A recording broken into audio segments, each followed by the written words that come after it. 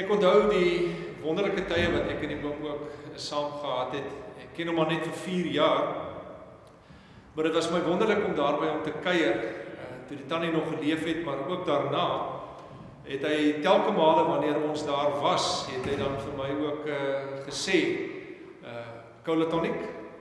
En want hy was besig om cola tonic te drink en dan het hy altyd opgestaan en vir my een gaan maak. En dan het ons dit nou saam geniet totdat ons nou uiteindelik ook klaar was. Ander kere het hy nog nie gedrink nie, maar hy het geweet ek kom want ek het hom geskakel en dan sal hy ook vir my sê cola tonic en dan het hy vir ons albei ook gaan maak.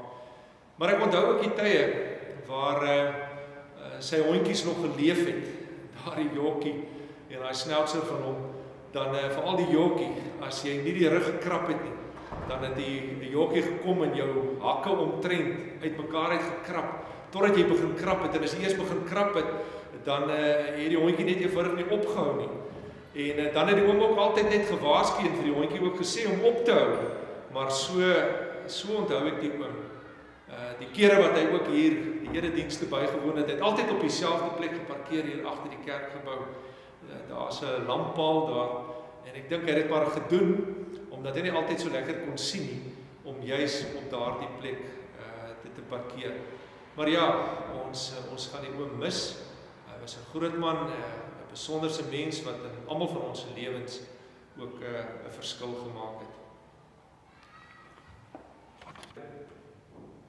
Maar jy, my dienaar Israel, Jakob vir wie ek uitverkies het, afstammeling van Abraham vir wie ek lief het, jy vir wie ek van die uiteindes van die aarde af begryp het, van sy net by Jesaja 40 en 41, dat ons sal raak sien, maar wie maak hierdie beloftes? Wie kan hierdie beloftes standhou? En dan lees ons hier, hy word beskryf as God, Elohim. 'n naam wat vir ons sê, die een aan wie alle mag behoort. In Jesaja 40 vers 8 staan daar, sy woord bly vir ewig. Hy is die magtige. In Jesaja 40 vers 25, hy is die heilige. 40 vers 10, hy regeer. 40 vers 11 sê, hy is soos 'n herder wat sy skape versorg. Jesaja 40 vers 12 tot 17 sê, niks en niemand kan met hom vergelyk word nie. Vers 28 sê ook, hy is die skepper. Vers 26 van Jesaja 40 sê, hy is die onderhouer van sy skepping. Jesaja 40 vers 27, hy sien raak wat met jou gebeur, want hy is die ewige God. Dit wil sê, hy het nie 'n begin nie, en hy het ook nie 'n einde nie. Hy word nie moeg nie, sê Jesaja 40 ook. Hy raak nie afgemat nie, en sy insig is ondeurgrondelik. Hy is getrou aan sy verbondsbeloftes. Hy doen wat hy beloof het. En so sou ons kon aanhou lees, tot uiteindelik ook by Jesaja 66, waar ons nog 'n klomp dinge sou lees oor God. Maar Jesaja 40 en 41 sê nie net vir ons dat hy God is nie. Hy is ook die Here. Jahwe. En nou weet ons, dit is die verbondsnaam van God. Dat met hierdie naam kom sê God dat hy God is, nie 'n mens nie. Hy is die onvergelyklike handelende God. En jy kan hom met niks en niemand vergelyk nie. Jy kan hom nie in jou greep vaskry nie. Want alles wat jy oor hom kan sê of dink, skiet nog ver te kom oor wie hierdie God is. Want hy is groter. Hy is anders, hy is meer as alles wat al oor hom gesê en geskryf is. Ons kan hierdie woordjie, Jahwe, wat ons weet mos nou, dit is die naam waarmee God homself ook aan Moses bekend gestel het. En Moses sê, maar wat moet ek vir die mense gaan sê? Wie het my gestuur? Dan sê die Here vir hom, ek is Jahwe. Maar weet julle wat die wonderlike hiervan is? Die Here het so pas vir Moses die opdrag gegee, ek wil hê jy moet na die Farao toe gaan en my volk uitlei uit Egipte uit. Sê maar wie is ek nou om na die Farao toe te gaan? Dan sê die Here, maar ek sal by jou wees. 'n Klare wonderlike belofte. Nou kom die die Here met die woordjie ek is, Jahwe, sy naam Here, soos wat ons dit vertaal, en kom sê ook deur sy naam, maar ek is by jou. En hoor ons dit nou, hier in vers 10, dat die Here juist dit kom sê, hierdie aangrypende belofte, moenie bang wees nie. Ek is by jou. Die Here God is by jou. En dit is wat hy deur die eeue kom sê.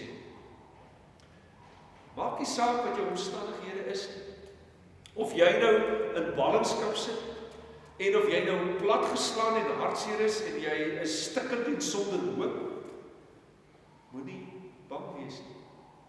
Want ek, die Here God, is by jou. En ek is die een wat omstandighede gaan verander. Jy hoef dus nie daaroor te wonder of te twyfel nie. Selfs al voel dit ook vir jou asof jou lewe uitmekaar uitval. Hierdie God kom sê, ek is by jou. Nou as Nuwe Testamentiese gelowiges, weet ons dit soveel meer. Want Jesus is Immanuel, God by ons. Hy het mens geword en onder ons kom woon. Hy is die verlosser, hy is ons middelaar, en hy het ook in ons plek vir al ons sondes kom sterf.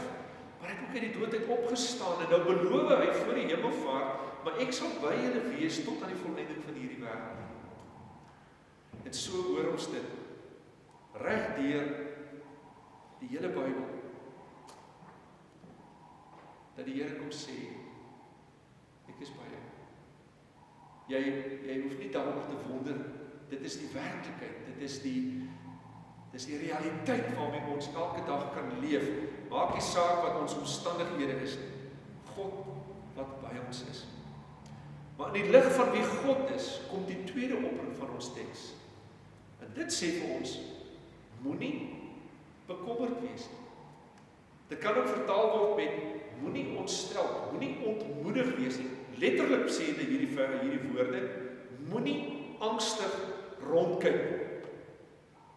Nou, ons kan ons maar indink aan die situasie van die ballinge van destyds, en ons is nou klaagliedere gewees, dan lees ons ook wat was hulle omstandighede gewees.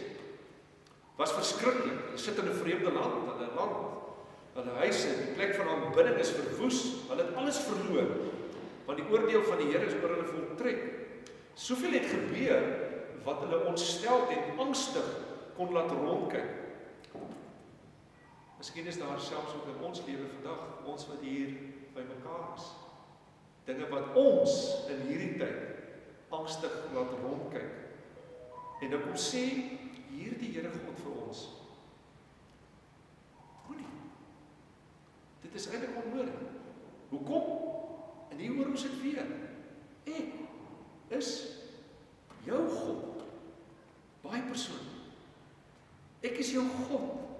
Dat God is, het ons nou reeds gehoor, en wat 'n voorreg, dat die Here mense uitkies, soos wat ons ook in hierdie teksgedeelte lees, aan wie hy homself uit genade verbind, om hulle God te wees, dat ons dit kan bely, die Here is my God, en dan kom sê die Here, maar ek is jou God.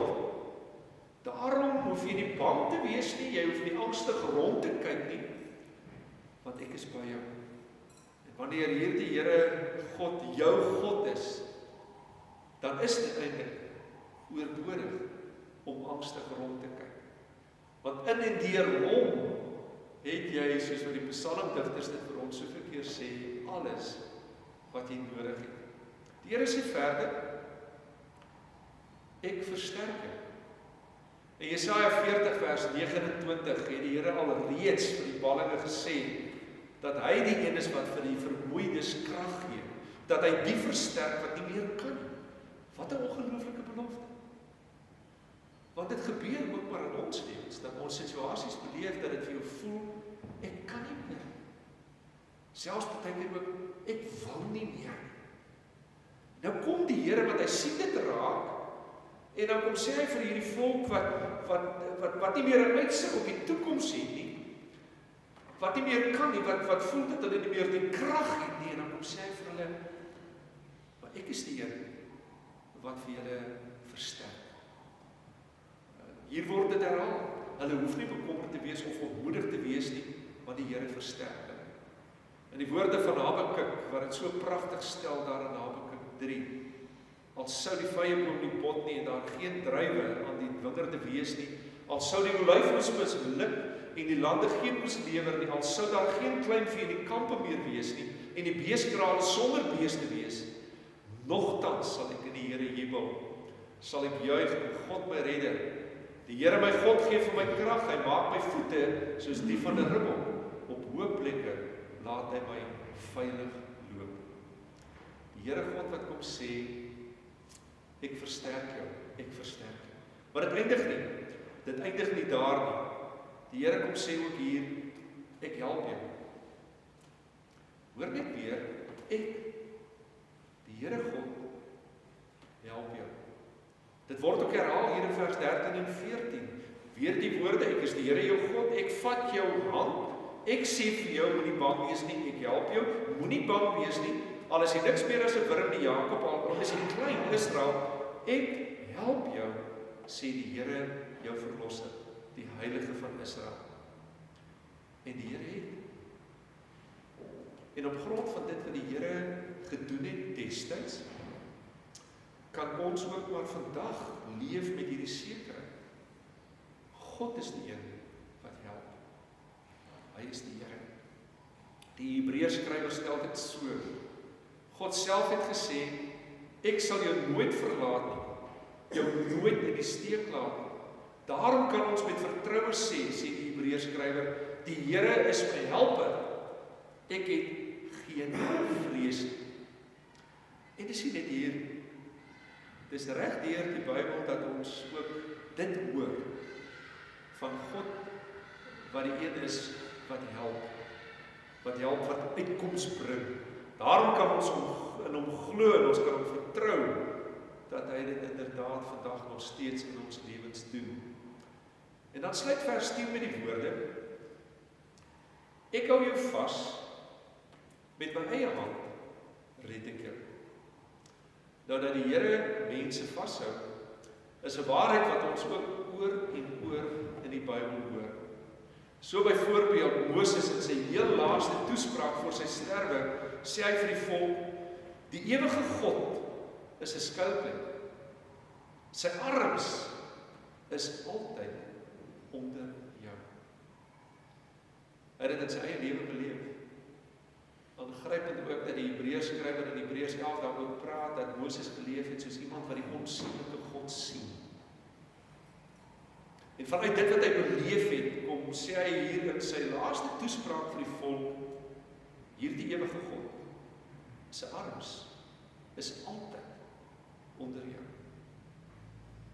Jesus self sê vir ons in Johannes 10, ek gee hulle die ewige lewe, hy praat hier oor die skape vir wie hy sy lewe aflê. Ek gee hulle die ewige lewe, en hulle sal in al ewigheid nooit verlore gaan nie. Niemand sal hulle uit my hand ruk nie. Die wat my Vader vir my gegee het, is die belangrikste van almal, en niemand kan hulle uit die hand van die Vader ruk nie. So as ons wonder, maar waar is ek in my hartseer, in my pyn, in my krisis? Ons is in die hande van die Here. Dat hierdie ewige God, wie sy ewige arms onder ons is, dat dit wat hy vir Jesaja en Jesaja kom sê het vir sy volk wat plat geslaan is, deur vir hulle te sê, maar ek hou julle vas, is die Here wat tot vandag toe dit nog steeds vir ons kom sien. Dat ook vandag, en maak nie saak watter krisis dalk iewers nog vir ons voorlê nie, watter situasie ons dalk nog gaan beleef in ons eie lewe, in die land en in hierdie wêreld nie, dat ons leef met hierdie seker. Die Here wat sê, maar ek hou jou vas. Ek is die een wat red. Ek is die een wat uitkoms gee. My broer en suster, hoor dan in hierdie oggend, dat die Here God altyd en in alle omstandighede by sy kinders is. Dat sy teenwoordigheid by ons is 'n heerlike werklikheid. Dat dit wat hier agter my staan, is nie maar net woorde wat in goud geskryf is, maar dis die realiteit waarmee ons elke dag leef, die werklikheid. God wat teenwoordig is, hier en nou, maar elke tree wat ons ook op hierdie aarde gee. En daarom maak dit alle vrees en bekommernis eintlik oorbodig. Die Here Jesus self het ook van ons gesê ook in Matteus 6, dat moet jou nie bekommer oor die dag van môre nie. Want ons het 'n God wat vir ons sorg, wat weet wat ons nodig het. Dat wanneer jy glo en bely wie God is en wat hy doen, dan kan jy teen enige vrees en bekommernis opstaan en bely. Ek sal en gaan nie in vrees lewe nie, want God is by my. Ek sal nie angstig rondkyk en my oor iets bekommer nie, want U is my God. Vind dan rus in die sekerheid dat hierdie Here ook vandag en altyd by jou is. En dat hy jou versterk, dat hy jou help, dat hy jou vashou, dat hy die een is wat jou red. Die wonderlike is, dat in ons gesprekke met mekaar, dat ons ook hieroor gepraat het. Want dis ons troos. En die kere wat het nou maar rof gegaan het met die oom, en hy ook maar gesukkel het, en veral ook na die moeder se afsterwing, kon ons hieroor praat. Omdat dit ons troos is. Ons enigste troos. Dat ons nou liggaam en siel in lewing en in sterwe nie aan onsself behoort nie, maar aan hierdie Here. Hierdie Here wat ook hier in vers 10 vir ons 'n ongelooflike belofte gee en waarmee ons vandag ook hier kan uitstap en weggaan met die wete, ek is nie alleen, God is by my. Amen. Kom ons sit net so dan met ons saam. Here, baie dankie dat hierdie woorde, hierdie belofte woord in Jesaja 41 vers 10, dat ons dit wil napraat. Here, dat ons daaroor wil jubel oor U. Want dit is U wat hierdie woorde oor en oor in die geskiedenis 'n werklikheid kom maak het in mense wie lewens U kom verander het deur U Gees en deur die verlossing wat U bewerk het deur U Seun Jesus Christus. Ja, dat ook hier op die 22ste September 2020, waar ons afskeid neem van Gied, dat ons dit kan bely, en dat ons ook daaroor kan sing, soos wat ons ook net nou gaan doen, met die oorwinningslied, omdat ons leef vanuit hierdie werklikheid, dat U is hier, U is die oorwinnaar, dit is U wat vir ons vashou, dit is U wat vir ons dra. Here, dankie daarvoor. Dat daar ook elke dag uit ons lewens 'n getuienis sal gaan, dat hierdie wêreld wat ook soek na sin en betekenis, ook in ons lewens, ook in ons woorde sal hoor, dat U alleen God is, wat U doen, Here, vir elkeen wat ook aan U behoort, wat U vir hierdie wêreld wil doen, en wat U ook vir hierdie wêreld kom doen het deur U Seun en deur die werk van U Gees, dat ons sal leef vanuit die wonderlike werklikheid van U teenwoordigheid. Amen. Ek gaan nou vir Herman geleentheid gee om die bedankings te doen. Jy kan maar hier voor kom staan, jy kan maar waar praat, jy kan die mikrofoon gebruik net soos wat jy wil.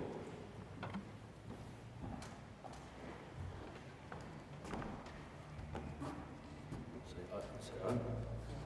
Blyk so. Dankie. Dit is maar 'n bitterpil wat ek nie gesluk kry nie. Swaar om onder die COVID-inperkings nie kon afskeid neem van ons pa nie. En toe ek en Diana en Gideon ook nog positief getoets was met die virus en ons moes wag vir die kwarantyntydperk om te verstryk, wat het nog moeiliker gemaak het met die uitstel van die begrafnis om finaal te groet. Ook van my suster se kant af, Maricel Ewert en Breer, wat daar in Amerika is, en wat ook as gevolg van omstandighede nie hier vandag kan wees nie. Ons weet julle is in hart en gees hier vandag. Haar afskeidsboodskap aan pa is ook agter aan die begrafnisbriefie. In die eerste plek wil ek vir my vrou Diana baie dankie sê, vir alles wat sy vir pa gedoen het. Sedert die afsterwe van hom. Elke dag vir haar kos gemaak, en hy was maar al vol finies ook gewees. Die versorging van sy stoma. Menigmale het pa haar hier 2 uur in die oggende laat roep. Dan het die sakkie losgekom en dan sy hele bedpak nat gewees. Dan sy vir hom droog aantrek, bed weer droog maak en hom 'n sakkie aansit. Sy het pa versorg soos haar eie pa. Dankie Diana, ons is baie lief vir jou. Ek moet daarom ook net vir julle hierdie staaltjie daarby vertel. Een aand, so rukkie terug, toe's pa lus vir 'n glasie sherry. En Diana gee hom so 'n klein glasie sherry die aand. Dit was hier so 6 uur se kant. 7 uur is pilletyd, dan kry hy sy pille en ook 2 slaappille. En na hy die sherry gedrink het, toe raak pa nou baie lewendig en op en wakker. En hier is so by 11 uur, 12 uur se kant, toe Diana nog nie 'n oog toe gemaak het, want pa roep gedurig en is hardloop op en af. Hier by 12 uur se kant, toe gee sy vir hom die tweede paar slaappille. Maar dit het ook nie gehelp nie. Hier by 2 uur, 3 uur, toe sy die derde pille wat sy vir hom gee. 'n Paar daai hele aand vir haar besig gehou. En hier so 7 uur se kant op toe besluit hy die volgende oggend, nee, dis nou tyd om te gaan slaap. Toe lê hy nou lekker sy as en afslaap en sy moet gaan werk. Baie dankie aan die volgende persone. Die dienssentrum se verpleegsters, Suster Ananda en Delina, wat weekliks besoek daar by pa kom aflê het, om na sy welstand te kyk.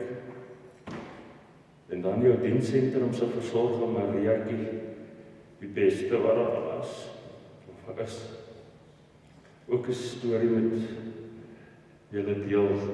Pa het ook Parkinsons gehad, en hy was maar baie deur mekaar met tye gewees.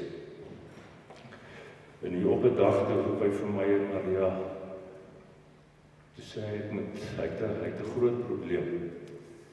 Hierdie versorger voer nie sy opdragte uit nie.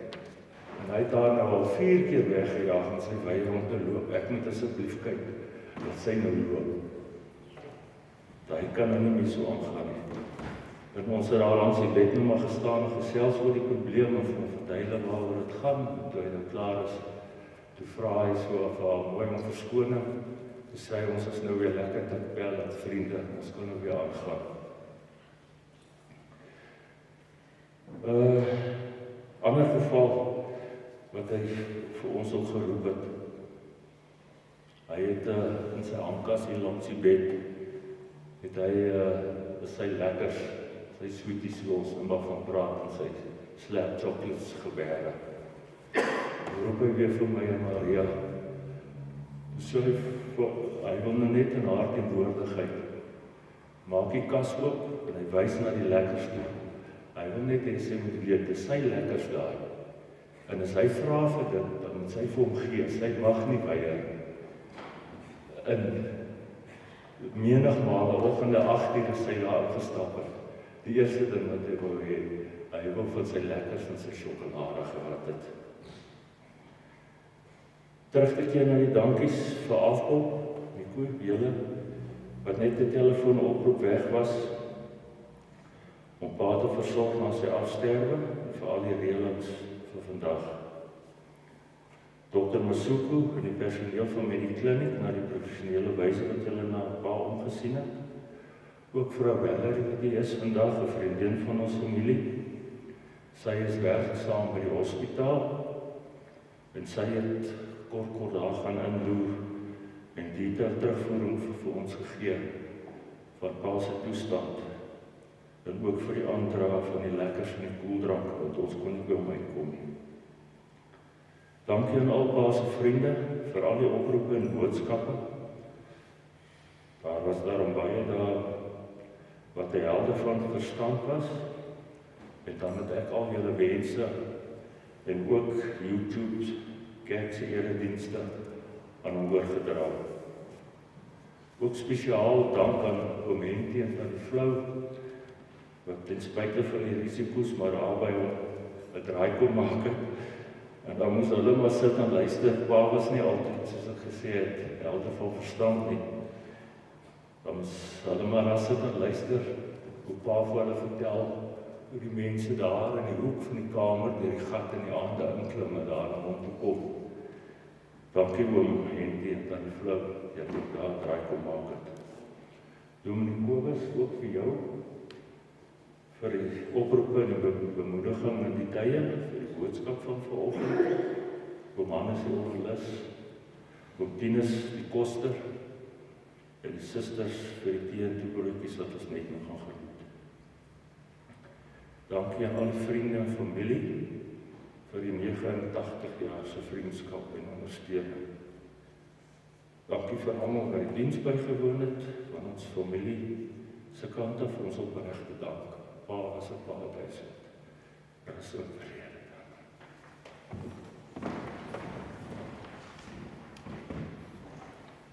Herman, Maricel het ook vir my 'n brief gestuur.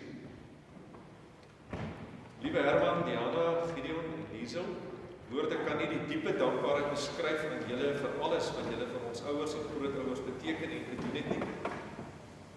Ons het altyd die gerusheid gehad dat julle daar was. Ons weet, dit was nie maklik nie. Daai kamera in Pa se kamer wou ek Maricel baie keer sommer net afsit. Dit was vir my soms net te veel. Maar as ek maar kyk, dan was julle daar. Baie dankie vir julle liefdevolle versorging van Pa Giep en Ma Selma. Ons gaan hulle vreeslik mis, maar ons is opreg dankbaar vir die Here, vir die wonderlike en geseënde lewe wat hulle gehad het. Mag julle net so geseënd wees. Baie liefde en ewer, Maricel en Prieur. Ons gaan die volgende paar oomblikke as volg inklee. Ons gaan die oorwinningslied sing wat hier op die blaadjie afgedruk is. Ons gaan dit staande doen, dan bly ons ook staan vir die uitspreek van die seën. Nadat ek die seën uitgespreek het, gaan hulle die kussie kom haal en dan beweeg ons buitekant daar na die muur toe vir die asplasing. Nadat die asplasing afgehandel is, kan ons onbeweeg daar na die saal toe, waar daar broodjies, koffie en tee beskikbaar is waar ons ook verder saam kan kuier.